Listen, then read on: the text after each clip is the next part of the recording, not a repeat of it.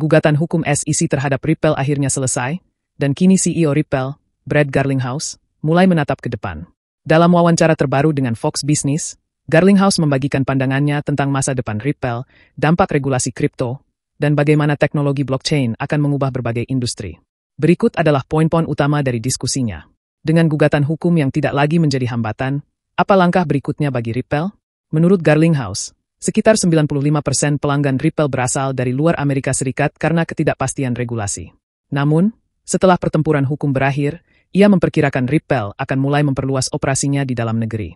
Ia mengungkapkan bahwa sejak Donald Trump menjabat sebagai Presiden AS, Ripple mulai mendapatkan lebih banyak minat dari institusi berbasis di AS. Kami telah menandatangani lebih banyak kesepakatan dalam beberapa bulan terakhir dibandingkan 6 bulan sebelum pelantikan Trump, ujar Garlinghouse. Teknologi Ripple diprediksi akan memainkan peran besar dalam transformasi sistem keuangan dalam 10 hingga 20 tahun ke depan, terutama dalam pembayaran, transaksi properti, dan sekuritas. Dengan fokus baru pada pasar AS, adopsi Ripple di berbagai industri bisa semakin cepat. Topik besar lainnya yang dibahas adalah regulasi kripto. Garlinghouse memuji upaya beberapa anggota parlemen seperti Senator Cynthia Lummis dan perwakilan French Hill yang berusaha mendorong kejelasan regulasi melalui rancangan undang-undang terkait struktur pasar dan stablecoin.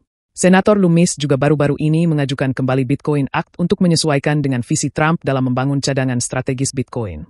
Garlinghouse menekankan bahwa regulasi yang jelas akan memberikan kepastian bagi bisnis dan investor, sehingga mereka dapat terlibat dengan perusahaan kripto seperti Ripple tanpa takut terkena tindakan hukum. Ia menyatakan, dengan regulasi yang jelas, pelanggan akan lebih nyaman menggunakan teknologi kami tanpa keraguan. Hal ini pada akhirnya akan mendorong penciptaan lapangan kerja, inovasi, dan pertumbuhan modal di AS. Peran blockchain dalam sektor keuangan juga menjadi poin utama diskusi. Garlinghouse yakin bahwa teknologi blockchain akan terus berkembang dan mengubah industri jauh lebih luas dari sekadar pembayaran. Ia menyoroti potensinya dalam transaksi properti, sekuritas, dan bahkan mata uang digital bank sentral, CBDC.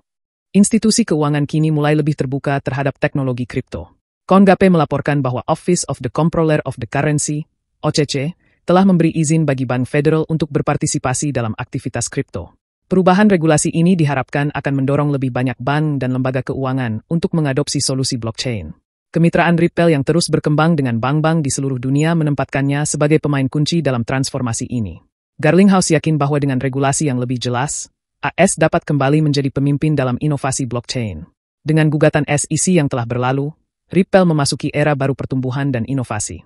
Fokus perusahaan pada pasar AS, ditambah dengan perkembangan regulasi yang lebih mendukung, diperkirakan akan mendorong adopsi lebih luas terhadap solusi blockchain Ripple.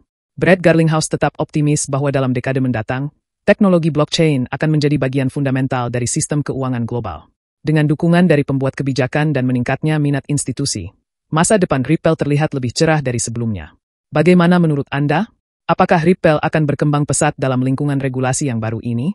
Beritahu pendapat Anda, dan jangan lupa untuk mengikuti perkembangan terbaru seputar Ripple dan pasar kripto.